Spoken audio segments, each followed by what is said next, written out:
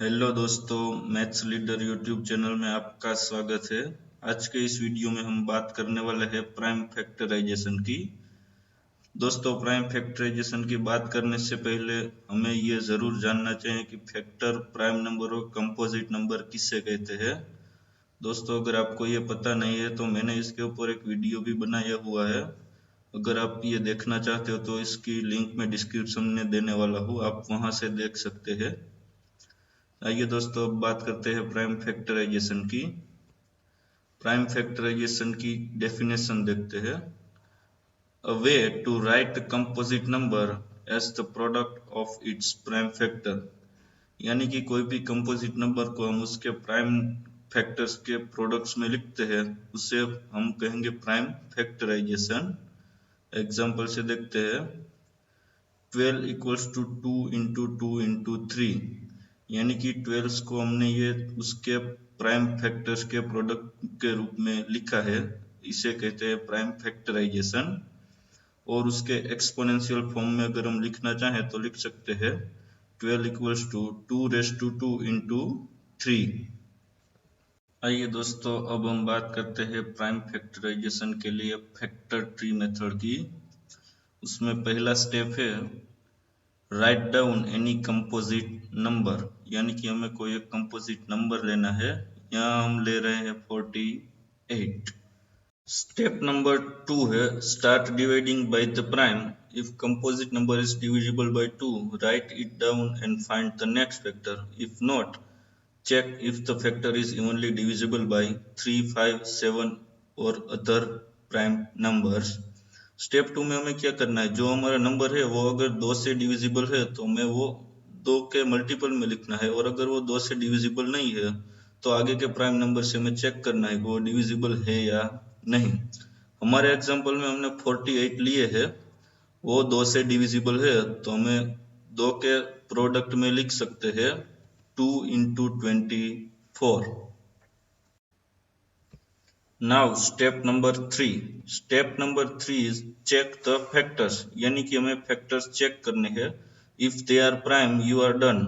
अगर सब फैक्टर है वो प्राइम आ जाते हैं तो हमारा काम हो गया। अगर वो सब प्राइम नहीं है तो हमें स्टेप 4 प्रोसीड करना है। हमारे एग्जांपल में हम देखते हैं, हमने 48 लिए थे, उसको हमने 2 के प्रोडक्ट में लिखा था 2 इंटू 24। यहाँ पे 2 तो प्राइम नंबर है, लेकिन 24 है वो प्राइम नंबर नहीं है, 24 है वो कंपोजिट नंबर है, यानी कि हमें स्टेप 4 प्रोसेस करना है।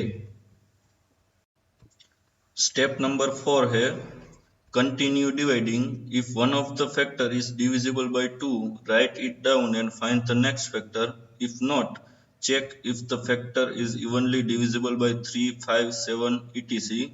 यानी कि स्टेप 3 के बाद हमने फैक्टर्स चेक किए थे, अगर उसमें एक भी कंपोजिट नंबर है तो हमें डिवाइडिंग कंटिन्यू करना है और चेक करना है कि वो 2 से डिविजिबल है या नहीं। अगर 2 से डिविजिबल है तो उसे लिखना है, अगर 2 से डिविजिबल नहीं है तो हमें उसके आगे के प्राइम नंबर यानी कि 3, 5, 7 etc. से चेक करना है वो डिविजिबल है या नहीं।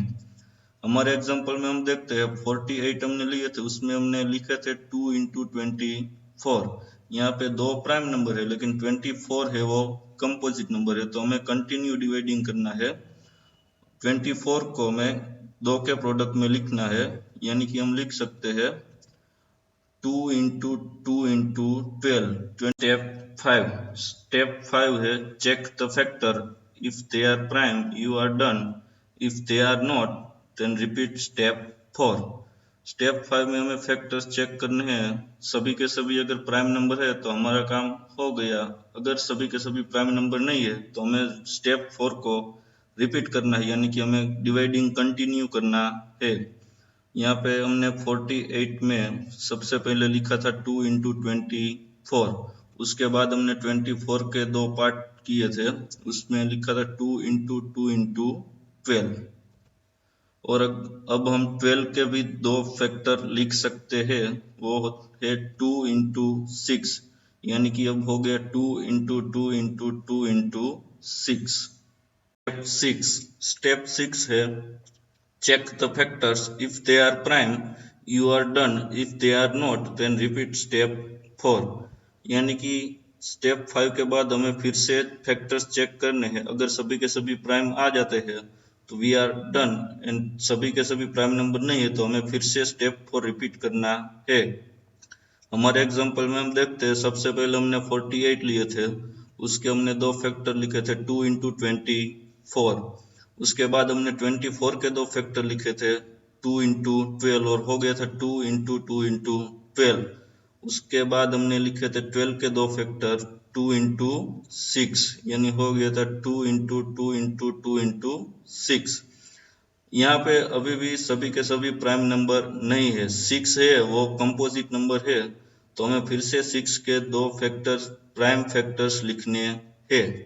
वो है 2 इंटू 3, यानी हो जाएगा 2 into 2 into 2 into 3। Step 7 is check the factor. If they are prime, you are done. If they are not, repeat step 4। यानी कि स्टेप 6 के बाद फिर से हमें फैक्टर्स चेक करने हैं।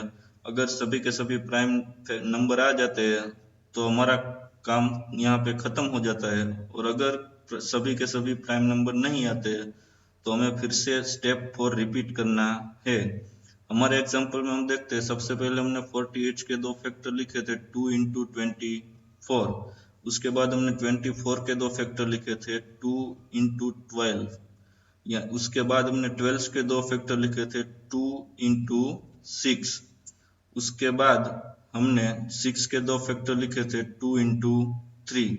तो यहाँ पे आप देख सकते हैं कि सभी के सभी फैक्टर से वो प्राइम नंबर है, तो यहाँ पे हमारा काम खत्म हो जाता है क्योंकि सभी के सभी फैक्टर से वो प्राइम नंबर आ जाते हैं।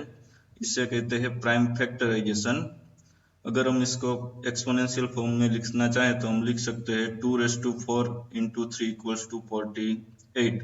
दोस्तों मैं बता दूं कि एक कंपोजिट नंबर को तभी तक प्राइम फैक्टर के प्रोडक्ट के रूप में लिखना है जब तक सभी प्राइम नंबर नहीं आ जाते हैं। इसे कहते हैं प्राइम फैक्टराइजेशन। दोस्तों अगर आपको ये वीडियो पसंद आया हो तो वीडियो को लाइक कीजिएगा, अपने दोस्तों के साथ शेयर कीजिएगा, और हमारी यूट्यूब चैनल मैथ्स लीडर को सब्सक्राइब जरूर कीजिएगा। थैंक यू दोस्तों।